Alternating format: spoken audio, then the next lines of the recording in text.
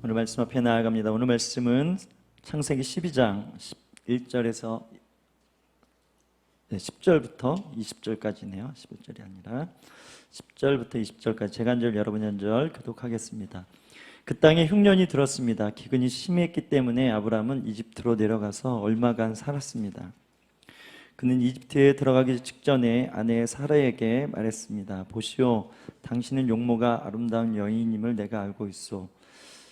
이집트 사람들이 당신을 보고 이 여인이 아브라함의 아내구나 하며 나는 죽이고 당신은 살려줄지 모르고 부탁이요, 당신 내 여동생이라고 해주시오. 그러면 당신으로 인해 그들이 나를 잘 대접할 것이고 당신 덕에 내가 살게 될 것이요. 아브라함이 이집트에 들어갔을 때 이집트 사람들이 사례를 보았는데 그녀는 매우 아름다웠습니다. 바로의 신하들도 그녀를 보고 바로 앞에 가서 칭찬을 했습니다. 그래서 사례는 바로의 왕실로 불려 들어갔습니다. 바로는 사례 때문에 아브라함을 잘 대접해 주었습니다. 그래서 아브라함은 양, 소, 암수, 나귀, 남녀 하인들, 낙타를 얻었습니다. 그러나 여호와께서는 아브라함의 아내 사례의 일로 인해 바로와 그의 집안에 큰 재앙을 내리셨습니다. 그러자 바로가 아브라함을 불러 말했습니다. 내가 어떻게 내게 이럴 수 있느냐? 그녀가 네 아내라고 왜 말하지 않았느냐? 왜 너는 그녀가 내 여동생이라고 말해서 내가 그녀를 아내로 얻게 했느냐? 자, 내 아내가 여기 있다. 어서 데리고 가거라. 함께 읽습니다. 그리고 바로는 자기 신하들에게 명령해 아브라함이 그의 아내와 그의 모든 소유물을 갖고 떠나게 했습니다. 이번 주 오늘의 순모임 말씀이 성소 안에 있는 진설병과 등장대에 대한 말씀입니다. 왜 성소에 진설병과 등장대가 있는가? 진설병 12개는 이스라엘을 뜻합니다. 그래서 25장 30절에 보면 항상 내 앞에 있게 하라. 12지파를 말하는 거죠. 내 앞에 항상 있다. 그런 말씀이에요. 왜 12개 떡으로 백성들을 여겼을까? 여러분, 떡이 상징하는 게 뭐죠? 먹는 거죠. 없어서는 안 되는 존재. 여러분, 우리의 가치는 하나님에게 있어서 없어서는 안 되는 존재입니다.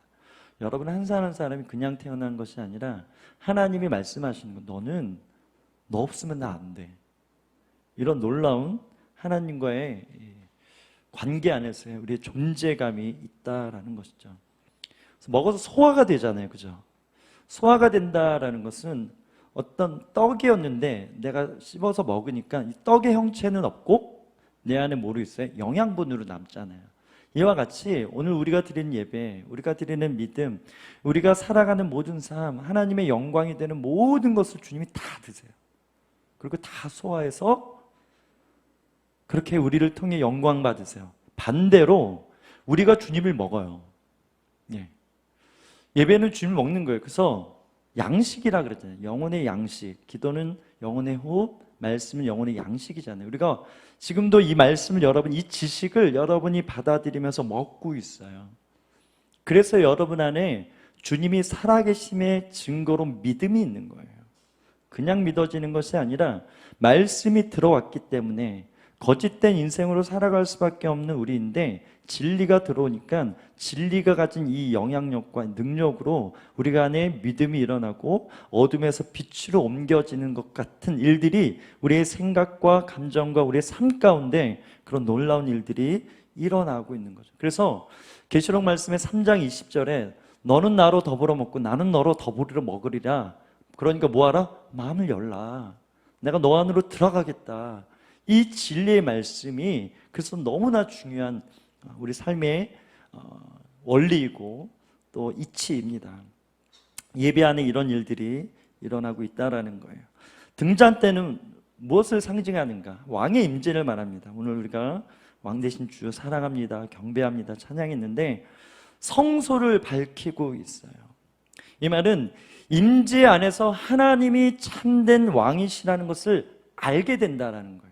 근데 이 알미란 그냥 그렇지 교회에서 그러니까 목사님들이 왕이라고 하니까 이런 알미 아니라 진짜 하나님의 임재 안에서 우리 믿음의 눈이 떠질 때 그렇게 왕의 존재로 느껴지는 거예요. 이건 말로 설명할 수가 없어요.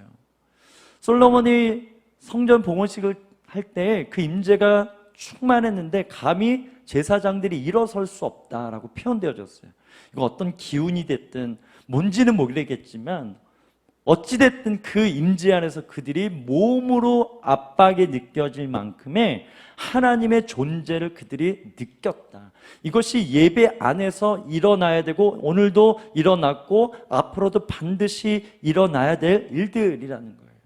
그래서 어떤 사람은 몸의 감각이 발달해서 진짜 몸으로 느끼는 사람이 있고, 어느 날 어떤 사람은 지식이 열려서 이것이 진짜 믿어지고 알아지는 거예요. 그래서 이거 자체가 내 거가 되는 거예요. 어떤 감정일 수 있죠. 오늘도 주님만이 왕이십니다 막 하면 감정이 막 올라오잖아요. 그래서 그 감정에 우리의 말씀, 우리의 믿음, 진리를 담아서 주님 앞에 예배할 때 그 고백이 나인 거예요. 그 고백이 내 거인 거예요. 나의 진심이고 나의 중심이기 때문에 하나님이 그렇게 영광으로 받으시는 것이죠. 그래서 눈이 떠집니다. 하나님이 내가 세상의 가치를 따라가는 우리 인생에서 하나님이 제일 귀하구나, 하나님이 최고로 가치 존귀하신 분이시구나, 하나님의 존귀하심을 높이는 것이 내 인생의 목적이구나, 이런 것들을 깨달으면서 하나님이 얼마나 귀하신 분인지를 나타내는 삶을 등대처럼, 등잔의 그 불빛처럼 빛과 소금이 되어진 거룩한 영향력을 우리가 가진 모든 삶의 돈, 관계, 달란트, 외모, 모든 것, 이 모든 것으로 그렇게 하나님의 존귀하심을 나타내는 삶을 사는 것, 이것이 우리가 예배자로 살아가는 모습입니다. 오늘 말씀 우리가 너무나 잘 아는, 교회를 다녀본 사람들은 몇 번이고 설교를 들었던 말씀입니다. 여러분, 함께 하시는 분이 우리 하나님이십니다. 믿으시면 아멘. 그래서 임마누엘이라고 예수님의 별명처럼 성경은 기록되고 있죠. 이 함께라는 단어를 풀어보면 어디나 계시다, 그래서 무소부재하다, 좀 어려운 말이지만 그냥 어디나 계신다, 이렇게 이해하면 돼요. 그래서 어디나 계시기 때문에 우리가 어딜 가든지 주님이 우리와 뭐 하신다? 함께 하신다, 그렇게 믿는 거죠. 그래서 이 함께 하나님의 존재는 그냥 하나님이라는 분은 존재하시는 분, 그래서 이 존재가 무소부재 어디나 계시는데, 또 우리가 오늘 예배 임재잖아요. 어디나 계시지만 오늘 나타나시는 분이 여기 계시구나 느낄 수 있게 하는 게 뭐예요? 임재라고 이렇게 이해하시면 돼요. 그래서 첫 번째가 어디나 계시는 분, 두 번째는 내 마음과 내 눈이 너를 향하고 있다. 성경에 함께라는 단어가 나오면 주님의 마음이 나를 향하고 있구나, 주님의 시선이 나를 향하고 있구나. 여러분, 마음이 가죠. 마음이 간다 그러잖아요, 그죠? 그래서 결혼하셨죠. 그래서 물건을 사셨죠. 그래서 사람과 친해졌죠. 이 마음이 갔기 때문에 그래요. 그렇듯 하나님도 우리에게 마음이 왔어요. 그냥 심심하다고, 심심하시지는 않으시겠죠. 어쨌든 그냥 독생자를 포기할 만큼 우리를 택하시진 않잖아요, 그죠? 그만큼 내가 너에게 마음이 갔다. 그게 성경의 많은 관계로 다윗과 요나단, 많은 마음이 맞은 사람들의 모습들이 나오잖아요. 심지어 야곱이 라헬을 봤는데 너무 사랑스러워서 7년이 하루처럼 여겨질 정도, 완전히 세상 말로 뿅 간 거예요. 주님이 우리를 그렇게 바라보신다. 함께라는 단어를 풀고 있어요. 그렇게 오늘도 우리가 예배할 때 함께 하셨어요. 그리고 또 내 마음이 너를 향한다. 아까 솔로몬 얘기했지만 그렇게 온전히 성전을 주님께 봉헌할 때 주님이 약속하셨어요. 너희들이 이곳에서 예배할 때 나의 마음과 나의 이름이 여기 있을 거다, 나의 시선이 여기를 향할 거다, 그러니까 진실하게 지금처럼만 예배해, 그렇게 약속하셨는데 안타깝게도 이제 솔로몬 말년에 이게 변질되면서 나라가 갈라지는 그런 일들이 있었습니다. 세 번째는 함께 한다라는 것은 관계 안에 있다라는 거예요. 관계 안에 있다라는 것은 서로 뭐 하는 거예요? 반응하고 있다라는 거예요. 여러분 같이 있어도 서로 반응하지 않으면 이건 함께 같은 공간에 있는 거지, 성경에서 우리가 알고 있는 함께라는 단어라는 상반되는 그런 의미라는 것이죠. 그래서 여러분 예배적인 삶이란 늘 관계를 인식하는 거예요. 하나님을 계시다, 어디나 계시고 지금 내 옆에 계신 것 같고 내 또 진리의 말씀이 내 안에 계시다고 하니까, 내 안에 계셔서 배에서 생수의 강이 흘러 넘치도록 우리의 삶을 인도하신다고 하니까, 그렇게 우리의 충만이 되신다고 하는 것을 인식하고 그분 안에 있고 내가 그분 안에, 그분이 내 안에 있음을, 이런 관계로 서로 반응하는 삶, 이것이 예배적인 삶이고 하나님과 함께하는 삶입니다. 그래서 오늘 핵심은 함께에 있지 않고, 함께 하시면서 뭐 하시는 하나님? 개입하시는 하나님이 계시다라는 거예요. 아까 표현했죠? 어디나 계시는데 임재하셔서 지금 여기 계시네? 이렇게 딱 알아차리도록 주님이 늘 함께 하세요. 그런데 딱 나타나셔서 나 여기 있지? 이래서 때론 깜짝 놀라기도 하고, 덜 놀라면 그냥 그것이 쌓여져서 우리의 믿음으로 나타나는 그런 일들이, 아브라함의 여정 속에 그의 믿음이 어떻게 자라난지 그 설명하다 보면 이런 부분들이 나오게 되는 거죠. 그래서 오늘 본문이 굉장히 중요한 본문입니다. 그래서 함께 하시면서 개입하시는 하나님이시다. 개입을 여러 가지로 또 풀어봤어요. 개입하다라는 말은 관여하다라는 거예요. 그래서 what? 그러니까 개입이 뭐냐? 아, 관여하는 거구나. 간섭하는구나. 다른 말로 왜 간섭합니까? 그냥 훈수 두고 싶어서 이런 정도가 아니라, 하나님의 간섭은, 하나님이 개입하신 다음은, 하나님이 관여하신 다음은 책임진다. 내가 너 책임진다. 이런 구체적인 행동과 모션이 있어요.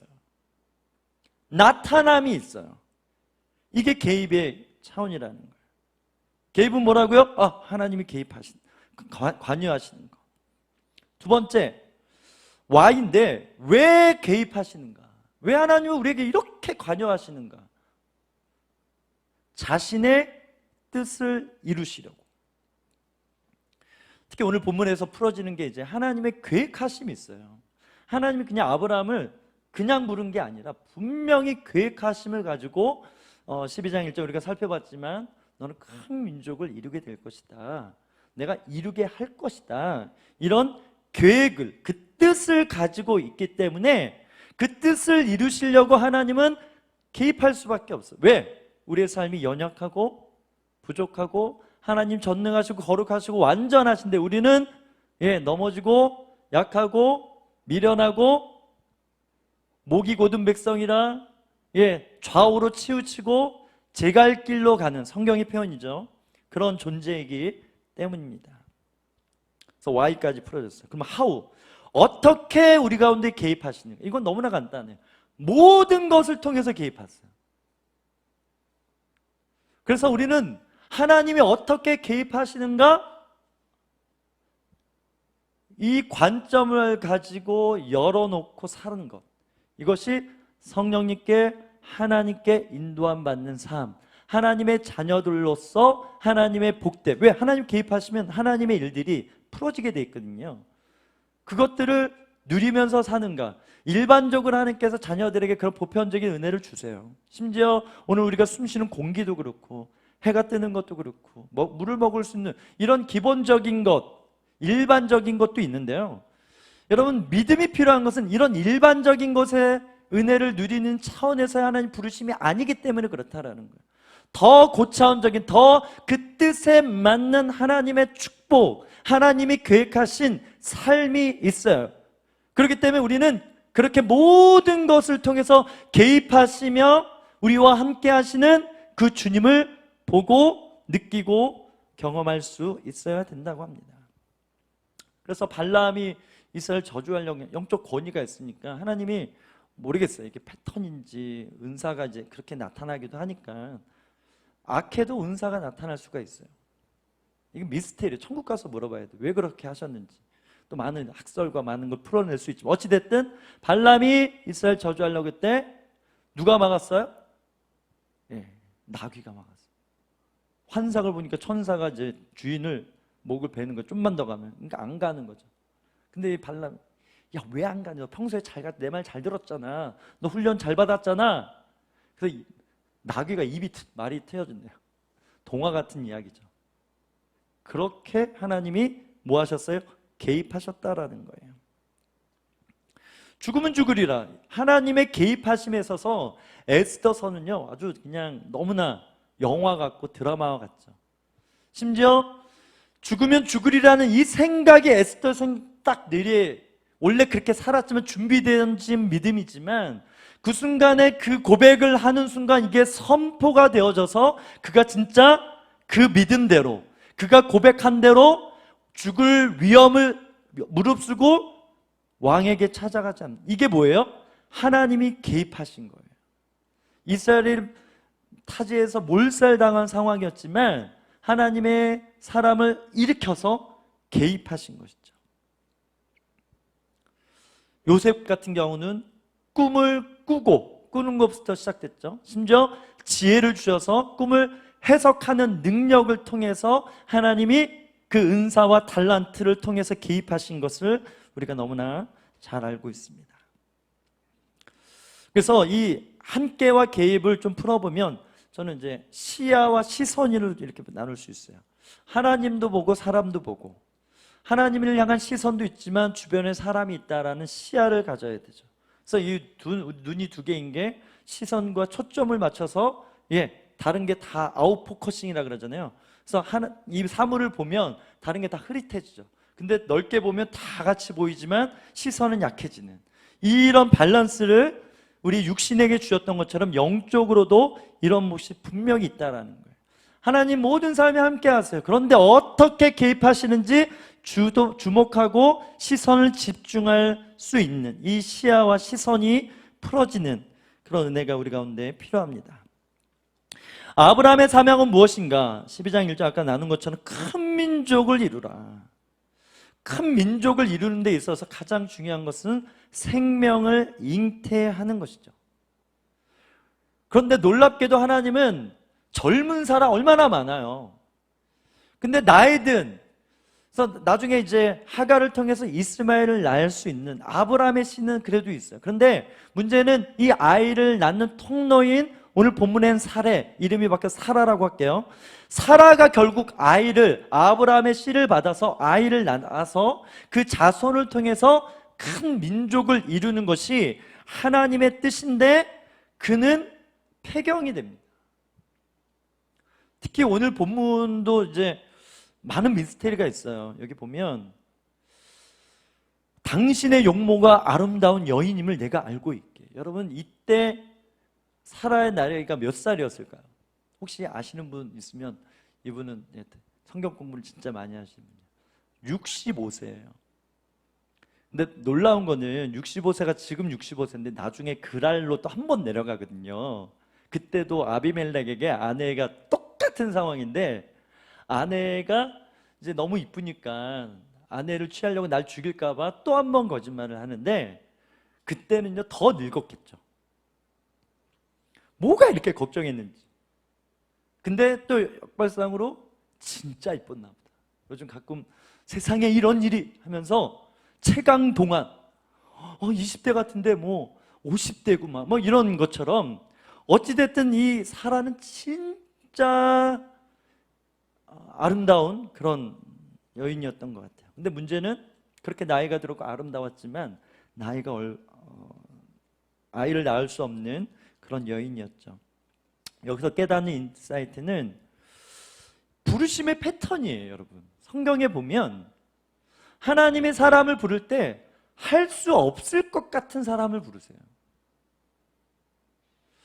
또 잘하지 못할 것 같은 사람도 부르세요. 왜 그러실까요?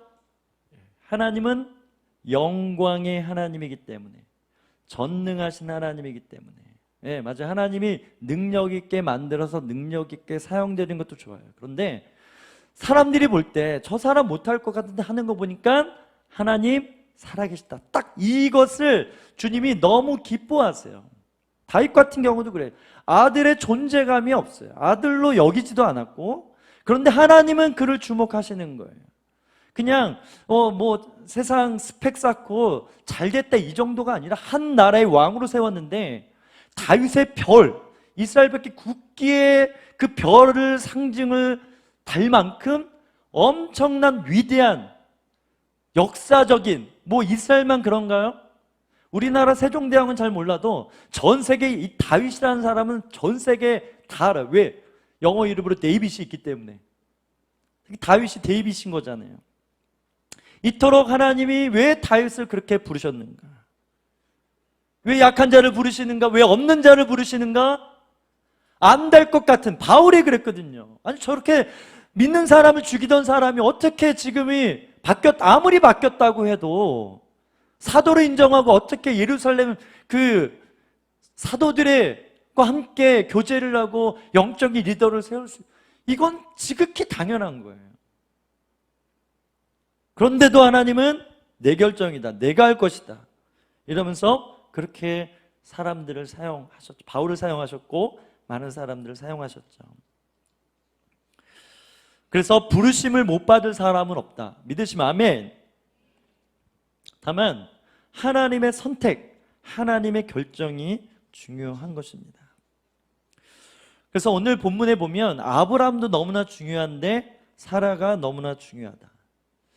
특히 신약과 연결해 보면, 여러분 예수님께서 아브라함의 자손으로 다윗의 혈통으로 이 땅에 주님이 태어나게 하시려는, 지금 이 12장, 창세기 12장인데 나중에 수천 년이 지난 이후에 예수님이 태어날 그 계획을 가지고 아브라함의 인생을 주님께서 이끄시는 거잖아요.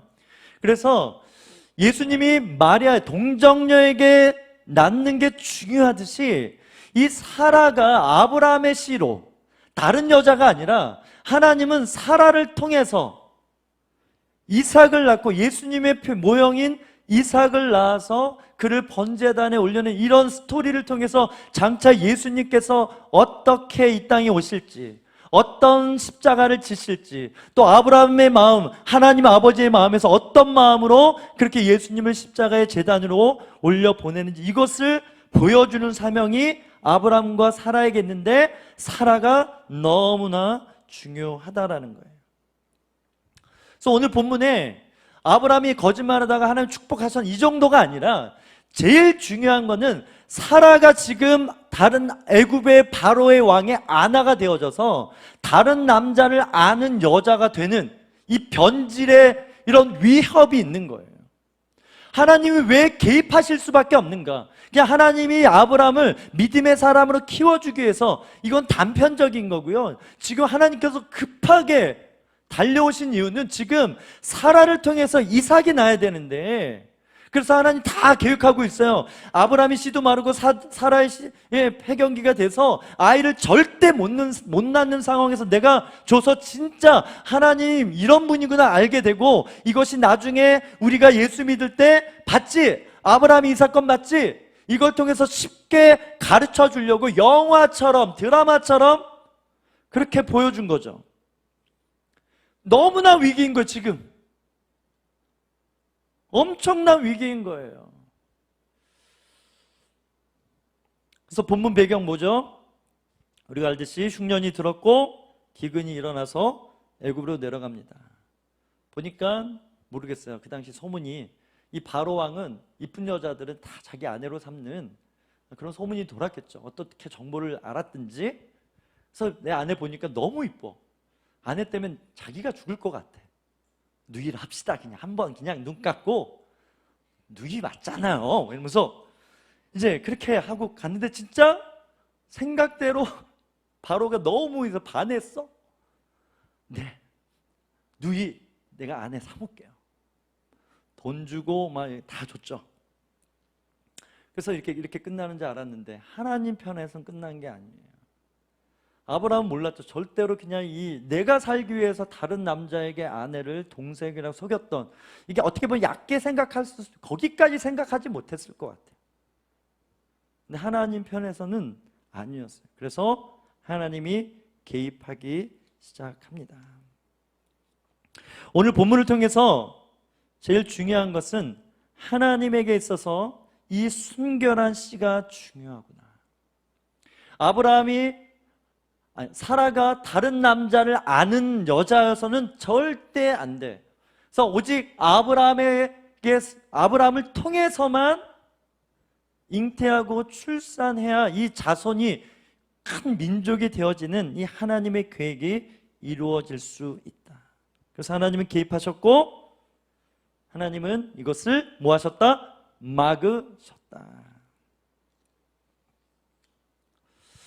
우리가 영적 아브라함의 자손입니다. 믿으시면 아멘. 이건 아멘 하셔도 돼요. 왜냐하면 영적인, 혈통적으로 우리가 이스라엘 사람 아니지만 영적으로 아브라함의 믿음, 아브라함의 믿음을 의로 여기고, 로마서 갈라디아서 끊임없이 반복적으로 얘기하는 그 의를 우리가 가졌기 때문에 우리는 어떻게 보면 영적인 아브라함의 자손, 아브라함에게 너 큰 민족을 이루라 할 때 이스라엘이라는 나라 자체 별로 크지도 않아요. 근데 하나님 디아스포라를 통해서 전 세계에 흩으셨던, 이것도 큰 개념과 연결되지만 여기서 크다라는 것은 예수님을 통해서 믿을 많은 사람들까지 보는 거예요. 그런 차원에서 우리는 영적인 아브라함의 자손입니다. 성경에 중요한 말씀이 있어요. 오직 의인은 믿음으로 말미암아 살리라. 하박국 2장 4절, 히브리서 10장 38절에 나와 있어요. 로마서 1장 17절에 세 번 나오는데 로마서 1장 17절이 제일 중요해요. 함께 읽어보겠습니다. 시작. 복음에는 하나님의 의가 나타나서 믿음으로 믿음에 이르게 하나니 기록된 바 오직 의인은 믿음으로 말미암아 살리라 함과 같으니라. 여기 말하는 하나님의 의, 이 의라는 단어를 뭘로 바꾸면 되냐면 씨로 보면 돼요. 씨. 여러분, 우리 안에 하나님의 씨가 있습니다. 아멘. 네. 하나님의 의가 있어요. 이게 예수 믿는다라는 거예요. 비록 우리가 오늘도 죄인이지만 그 의 때문에 우리가 영원한 진노 가운데 거하지 않아요. 그 의는 뭐라고요? 씨라는 것이. 그래서 이 로마서 1장 17절에 보면 믿음으로 믿음에, 그냥 믿음 이러면 되는데 믿음에서 믿음으로. 첫 번째 믿음은 뭐예요? 예수님을 믿는 믿음이에요. 구원을 공짜로 은혜로 받는, 그래서 자랑하지 마라 선물로 준 거다 했던 그냥 어느 날 믿어졌던 의, 이게 첫 번째 믿음이고, 이 믿음을 잉태해서 씨죠. 남자의 씨가 여자에게 심겨져서 출산이 일어나는 것처럼 이 예수님이라는 씨가 우리 안에 들어오면 잉태가 됩니다. 그리고 잉태해서 어떻게 출산으로 이어지는데, 이 출산은 뭐예요? 하나님의 영광이라는 거예요. 여러분이 예수 그리스도의 씨를 받고 우리의 엄마들이 10개월 동안 이 아이를 느끼면서 사랑이 막 오나고 호르몬 작용 막 바뀌고 뭔가 변화가 일어나는 것처럼 우리가 그런 믿음의 작용들이 있다라는 거. 이런 예배와 말씀 공부하다 보면 진짜 예수님이 내 안에 거룩한 씨로 계시는구나. 그분이 막 꿈틀꿈틀대고 막 내 생각과 내 감정, 나의 의지를 막 터치를 해요. 그분이 존재가 있구나 알게 돼요. 믿어져요. 뭐 환상임시 뭐 이런 말도 있지만 정말 배가 막 올라오잖아요. 저도 만져봤어요. 우리 시온이 신기하잖아요. 엄마들은 얼마나 더 신기하겠어요. 뭔가 존재가 있잖아요. 이거는 잉태 개념이라는 거예요. 우리 자녀들이 그럴 수 있어요. 어떤 사람은 이런 모습으로, 어떤 사람은 저런 모습으로 잉태되어져서 거듭났지만 잉태되어서 어느 날 예수님이 내 안에 계시군요 이러면서 영접 기도하면서 출산이 일어나고, 그러면서 그 관계 안에서 이런 믿음이 계속 자라나는 것, 이것이 복음적인 그리스도인들의 삶의 모습인 거예요. 그래서 씨는, 의는 그리스도의 대속, 우리가 받은 은혜를 말합니다. 쉽게 말하면 여러분 은혜 받으셨죠? 예수님을 받아들인 게 은혜 받은 거예요. 그래서 내 안에 구원이 있는 거예요. 우린 영원히 죽어야 되는데 그 구원이 우리 안에 있는 거예요.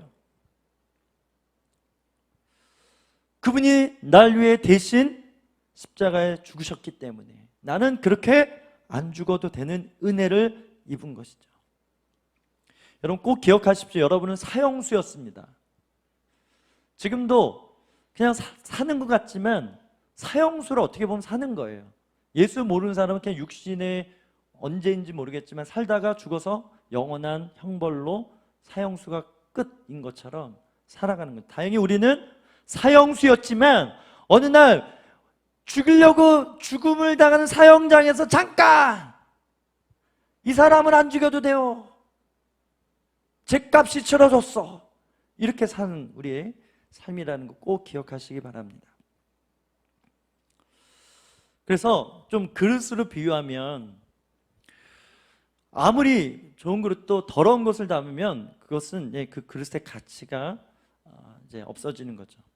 그래서 우리가 그릇인데 그리스도가 담겨져서 우리를 통해서 이 담겨진 그리스도를 어떻게 우리가 가진 모든 그릇은 뭐예요? 우리의 시간, 우리의 물질, 우리의 모든 것을 통해서 그리스도가 나타나도록 이것이 믿음에서 믿음에 이른다라는 이렇게 풀어지는 겁니다.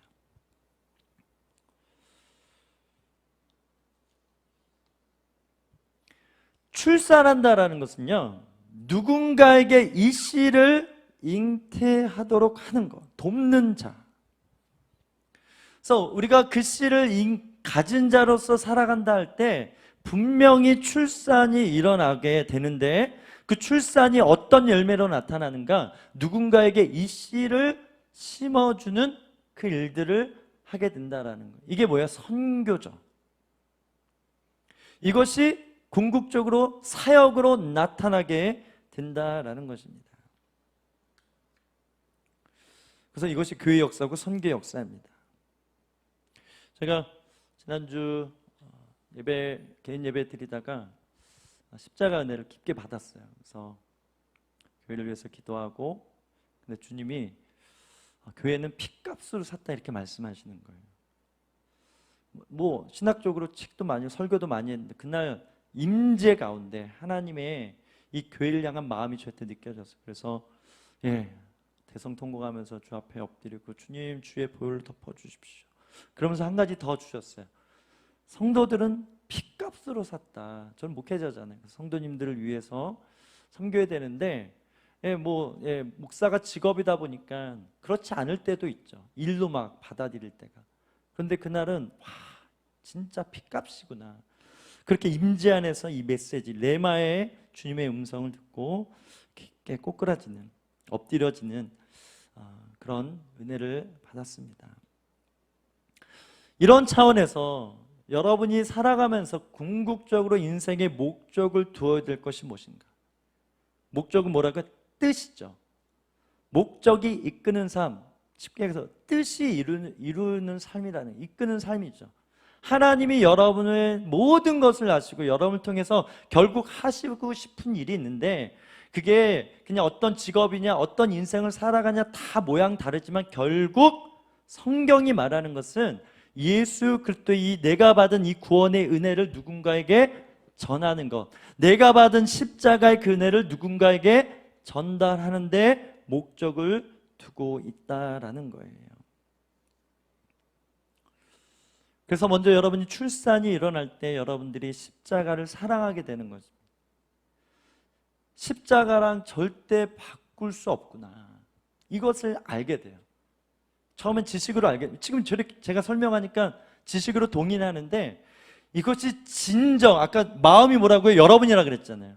그렇게 십자가에 마음이 가요.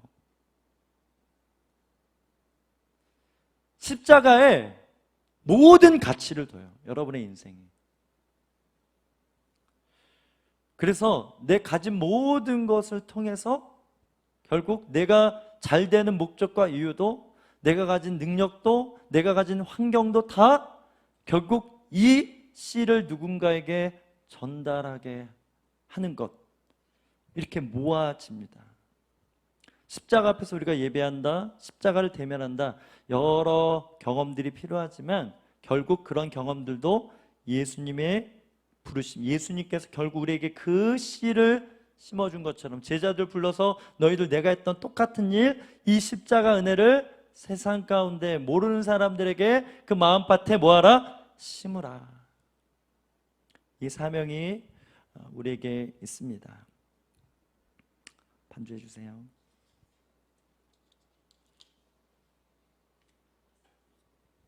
이제 결론이에요. 여러분, 하나님이 여러분의 삶에 개입하십니까? 아멘이시죠? 네. 왜 할까요? 왜 하나님은 여러분에게 나타나셨을까요?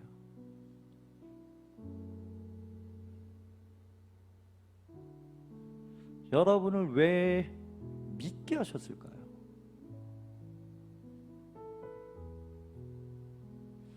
여러분 기도하시죠. 하나님, 이 급한 상황에 개입해 주세요. 지금 제 삶에 많은 문제가 있습니다. 어려움이 있습니다. 그렇게 우리가 기도한단 말이죠. 예, 그것도 성경에서 기도하라고 하니까 우리가 기도합니다. 아버지이시니까 또 들어주시고. 여러분에게 왜 돈이 필요하고, 여러분에게 왜 건강이 필요하고, 이 교회가 여러분에게 왜 필요해서 여러분이 이 교회를 다니십니까? 이 모든 질문들의 답은 왜 하나님이 그렇게 개입하실 수밖에 없었는가? 이 교회를 인도하기, 심지어 오늘 이 예배 안 오실 수도 있죠. 다른 예배 갈 수도 있죠. 더 충만하고 더 은혜 있는 예배가 많으니까. 근데 여러분은 왜 이곳에 오게 하신 하나님의 개입하심이 있었냐라는 거예요. 또 누군가는 이 예배가 아닌 그 다른 예배를 가게 하시는, 아니면 이 예배가 아닌 또 다른 일을 이 순간에 뭔가 하게 하시도록, 이것이 하나님의 뜻이라면 그 일을 하게 하시는 그 행동을 하나님은 왜 하시냐라는 거예요. 여러분의 자녀에게 왜 하나님은 개입하셔야 됩니까?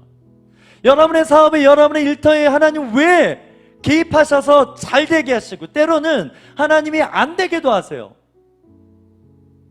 요나처럼 막 풍랑이 일어나고, 선지자가, 하나님의 음성을 선지자가 막 가는데 길이 막 열리고 막 그래야 되는데 풍랑이 일어나. 근데 알고 보니까 요나 때문이야. 이런 일들이 하나님이 개입하셔서 우리 삶에도 동일하게 일어나고 있어요. 여러분이 모른다고, 부인한다고 해서 끝이 아니라 하나님 오늘 말씀처럼 그렇게 함께 하시면서 때때마다 개입하셔서 하나님의 뜻을 이루십니다. 그 뜻이 뭐라고요? 십자가 때문이라는 거예요. 오늘 아브라함 왜 개입하셨어요? 아브라함을 재벌로 만들고, 봤지? 야, 내가 이만큼 능력 있다. 나는 다 재벌로 만들 수 있어. 나 믿어. 이거는 우상이에요. 우상. 우리가 그런 하나님만 믿으면 기독교가 아닌 거예요. 그냥 기독교의 모양을 가지고 우상 숭배하고 있는 거예요.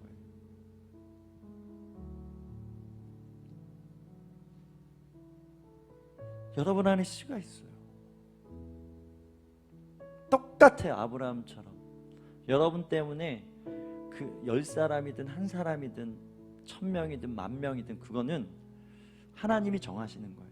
큰 민족, 작은 민족이 아니라 큰 민족을 하겠잖아요. 그죠? 크고 작음은 하나님이 정하시는 거예요. 중요한 거는 하나님이 여러분에게 그 씨를 줬어요. 그러면 그 씨를 출산해서 누군가에게 전하고 보여주고 알려주고 나타낼 수 있는 삶이 여러분의 삶이어야 합니다. 그래서 하나님이 오늘 여러분 이 말씀 듣게 하시려고 이 자리로 인도하시고 개입하셨다고 믿습니다. 너희가 나를 따르려면 자기를 부인하고 자기를 십자가를 지고 주님이 따르라 하셨어요. 이 말씀이 이렇게 풀리는 거예요. 출산은 그냥 일어나는 것이 아니다. 끊임없이 십자가 그 은혜 앞에서, 은혜 앞에 가면 정확히 보이거든요. 은혜 앞에 가면 내가 얼마나 교만한지, 제가 아까 얘기했던 십자가 그 피를 막 경험하는데 제 안에 막 교만한 일이 얼마나 교만했는지, 하나님의 가치 있다고 했던 걸 가치 없게 여겼는지, 1시간 동안 그냥 뭐 찬양만 아니에요. 1시간 동안 울었는데 회개만 했어요. 회개. 보혈이 임하니까 회개만 터지더라고요. 이게 십자가 앞에서의 자기 부인이고 십자가를 진다라는 개념입니다. 그래서 이것이 명확해야 여러분 삶에 주어지는 하나님의 축복들이 결국 하나님이 아시는 거예요. 본심을 아는 거예요. 아, 십자가 때문이구나. 십자가 때문이구나. 그것을 인정하고 그것을 알려주시는 거예요. 또 그 자리로 나아갈 수 있도록 개입하셔서, 지금 오늘 이제 아브라함이 지금 몇 주 전, 우리 몇 주 동안 했죠? 아직도 12장이에요. 저 아직 22장까지 가야 되는데, 그래서 그럴 정도로 계속 말씀하시는 거예요. 우리 옆 사람 한번 가슴에 손 얹고 자기를 한번 축복했으면 좋겠습니다. 나는, 함께 고백해 주세요. 나는 십자가의 전달자다. 아멘. 그래서 이 찬양이 오늘 제 눈에 들어왔습니다. 우리 십자가의 전달자라는 찬양이 있어요. 우리 찬양 부르면서 주 앞에 나아갔으면 좋겠습니다. 혹시나 잃어버린 십자가가 있으면 찾으면 돼요. 그리고 여러분 안에 십자가가 있어요. 십자가 섰지만 그 십자가 바라보지 않는 수많은 매단 사람도 있고, 그 구원의 십자가 섰지만 저주하고 욕한 사람들이 얼마나 많습니까? 불뱀에 물려 죽는 이스라엘 백성이, 야, 노뱀 보면 다 산다. 지금 불뱀에 물려 죽고 있는데 노뱀 보면 사냐? 안 봤어요. 다 죽었어요. 그런데 야, 그래도 봐봐, 뭐 믿줘야 본전이지. 딱 봤는데 보자마자 나았어요. 이게 십자가죠. 그 얘기를 하는 거예요.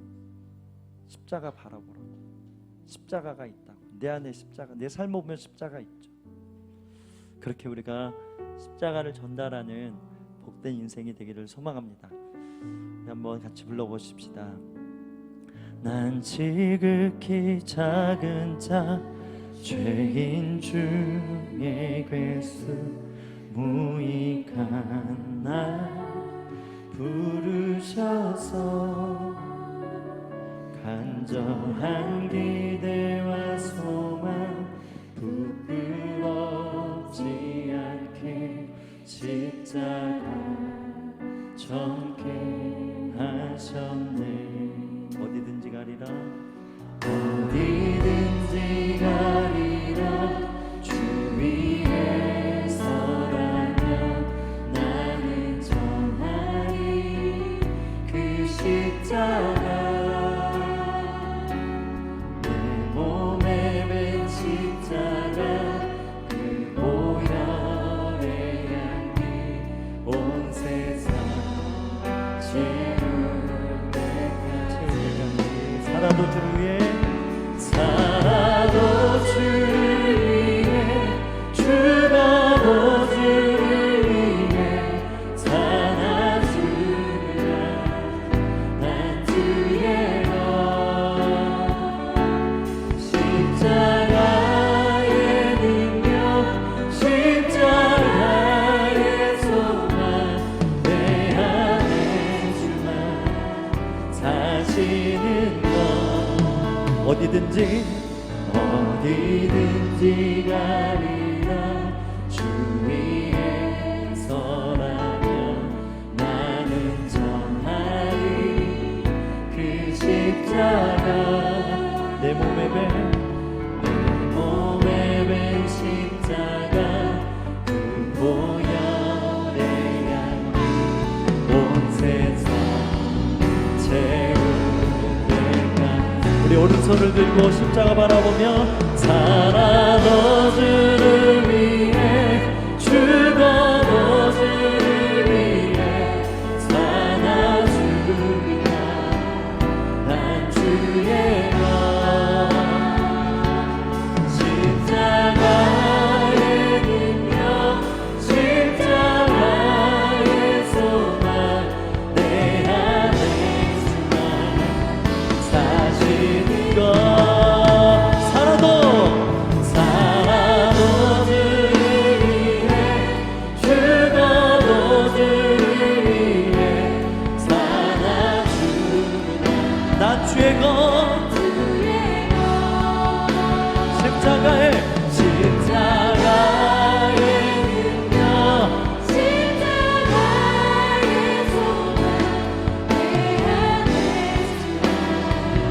같이 자리 일어나서 고백하며 나가십시다. 살아도 주 위해 죽어도 주 위해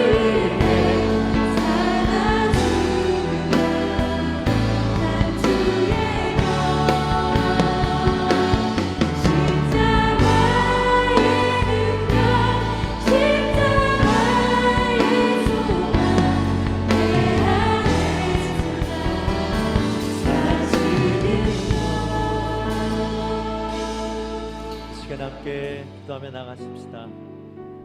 제가 오늘 말씀 묵상하면서 알았어요. 또 잃어버릴 것이다. 이전에 이런 말 많이 들었어요. 혹시 교회 나오신 지 얼마 안 돼서 처음 듣는 분도 계실지 모르겠지만 교회 다니면 이런 말 많이 듣습니다. 아브라함도 이렇게 개입하셨지만 또 잊어버려요. 그런데 놀라운 것은 조금이라도 더 자극받고 더 바라보고 더 느끼고 믿어져서 결국 이삭을 낳을 수 없는 아들이었는데 낳았잖아요.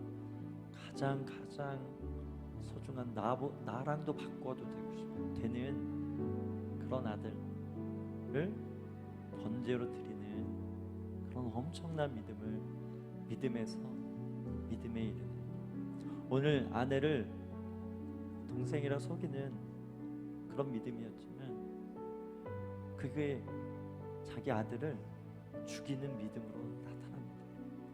그래서 개입하시는 거예요. 그래서 은혜 주시는 거예요. 그래서 오늘도 임재 가운데 느끼고 경험하고 여러분의 마음 다 알아주셨잖아요. 오늘 이 시간에 기도할 때 주님의 마음을 알아드리십시다. 이게 예배입니다. 주님의 마음은 어떠셨어요? 혹시 물어보셨나요? 예수님 돌아가실 때 주님의 마음은 어떠셨나요? 왜 침묵하셨어요? 저 같으면 안 돼! 라고 소리 지를 것 같은데, 내 자녀가 그렇게 죽으면 저는 가만히 있을 수 없을 것 같은데 주님 왜 그러셨어요? 저는 이게 너무 신기하고 이게 너무나 놀랍고 믿어지지가 않습니다. 그럼 주님이 말씀하실 거예요. 아니, 말씀하시지 않아도 느끼게 해줘요. 성령 우리 안에 계신 이유입니다. 시간에 길게 기도했으면 좋겠어요. 제가 또 이후에 순장 모임 내려가야 돼서 여러분 무릎을 꿇든지 자리 앉든지 기도할 때 주님, 이 십자가의 임재, 십자가의 은혜 어디나 있어요. 근데 그게 나한테 느껴지는 것은 다른 영, 이런 특별한 개입하심. 제가 약간 사례로 예화로 십자가 보혈을 1시간 동안 뿌렸다 그랬잖아요. 이런 표현이 여러분 삶 가운데 일어나도록 누군가를 위해서 중보하고 여러분이 그것을 경험하여서 정말 주님 내 안에 살아계시다라고, 그래서 나는 이만큼 변화되었다라고 이야기할 수, 내 믿음이 진짜 아내를 여동생이라고 속이는 그 정도 믿음이었는데 지금은 다 드릴 수 있다. 그게 예배입니다. 그런 믿음에서 믿음에 이르는 축복을 제 인생 가운데 경험하고 싶습니다. 그런 자 있다면 두 손 높이 들고 주여 3번 외치고 통성으로 기도하며 나갑니다. 주여! 주여!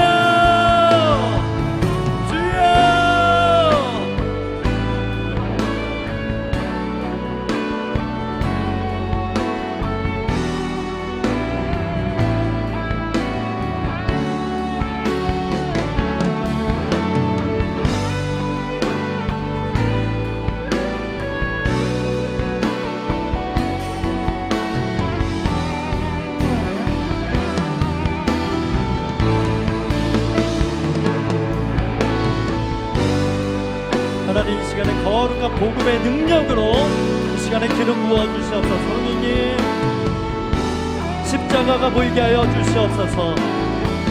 은혜의 못으로 우리 한 살 한 살, 우리 두 발과 두 손이 온전히 십자가에 못 박힌 인생으로 사라지는 놀라운 은혜가 있게 하여 주시옵소서. 성령님, 이 시간에 기름 붓습니다. 보혈로 덮어 주시옵소서. 보혈로 덮어 주시옵소서. 보혈로 눈이 열립니다. 보혈로 마음이 열립니다. 보혈로 심령이 열립니다. 보혈로 삶의 문이 열립니다. 보혈로 모든 블랙스루가 일어나고 돌파가 일어나고 보혈로 그 은혜의 강함으로 하나님의 마음, 하나님의 영광, 하나님의 능력, 하나님의 그 은혜를 받아내게 되는 줄 믿습니다. 관들은 더 열리고 계속 보여 머리부터 발끝까지 계속 부어져 계속 부어져 계속 부어져 계속 부어져 계속 부어져 계속 부어져. 성령님, 이 시간에 기도합니다. 이 시간에 주의 보혈로 덮어주시고